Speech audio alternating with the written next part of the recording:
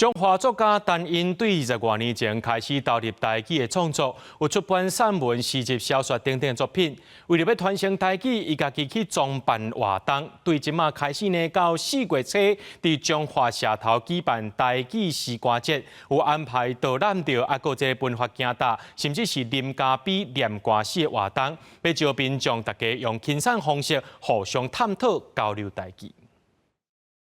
愈来愈会爱会落，剩一阵绵绵的蒙蒙啊雨。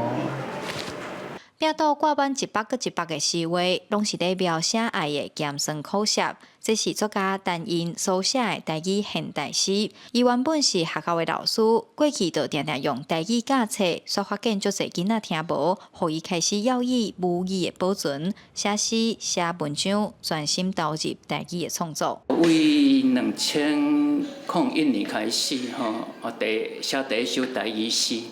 为遐开始，就开始算哪想、哪写、哪创作。我生活所接触的物件，拢是我创作的题材。所以其实我嘛主张，咱艺术、画图等等，其实拢爱伫生活内面定根，安尼才有意义。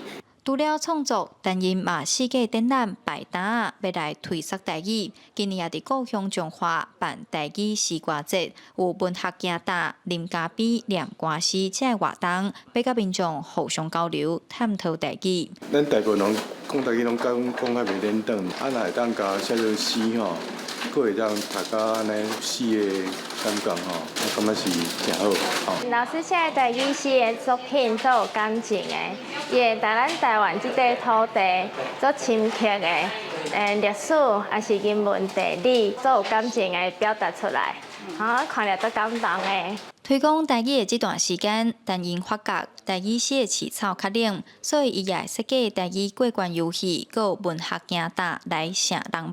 今年伫社头举办的台语诗歌节，逐礼拜拢有无共的活动。虽讲规模无大，但是陈因表示，只要有人来参加，伊会继续办落去，豆豆啊业绩要互台语的根愈传愈快。记者杨淑晴，中华报道。